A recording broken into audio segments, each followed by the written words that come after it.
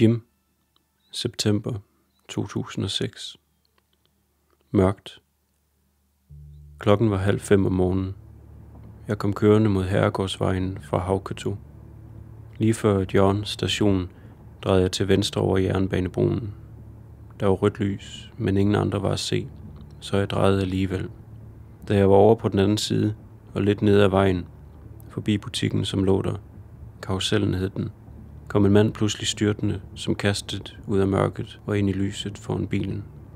Han var ved at falde, da jeg fik øje på ham. Jeg stod på bremsen. Hjulene blokerede, og bilen gled sidelæns nogle meter frem med en hvinende æggelyd og stoppede tæt på manden. Motoren døde brat. Jeg var sikker på, at jeg havde ramt ham med kofangeren, og så faldt han ikke alligevel. Han lænede sig mod kølerhjelmen, tog 3 skridt baglæns og blev stående og svajede. Jeg så lyset strømme ind gennem hans øjne. Han stirrede mod forruden, men han kunne jo ikke se mig. Han kunne ikke se noget som helst. Hans hår var langt, og skægget var langt, og han havde en grå sæk klemt ind under armen.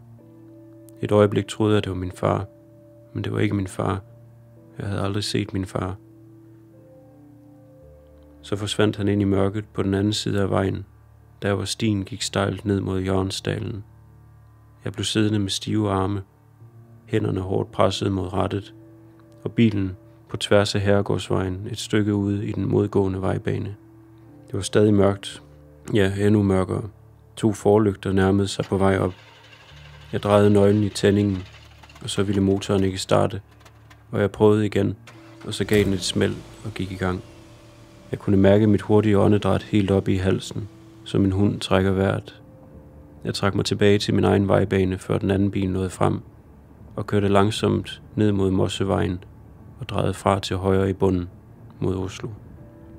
Jeg boede nordøst for Oslo dengang, på Romerike, under Jens Stoltenbergs første rød-grønne regering, og alligevel kørte jeg sjældnere og sjældnere den direkte vej ind til Oslo, ad E6, men hellere i en stor bue øst om hovedstaden, fra Lillestrøm via Enebak til Hauketo, fordi det vagte gode minder.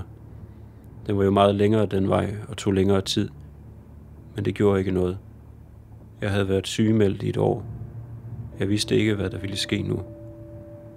Der kom et brev med posten fra socialforvaltningen, som bad mig møde op, men jeg kom nok alligevel ikke tilbage i arbejde lige med det første. Så længe jeg huskede at tage mine piller, gled den ene dag smertefrit over i den anden.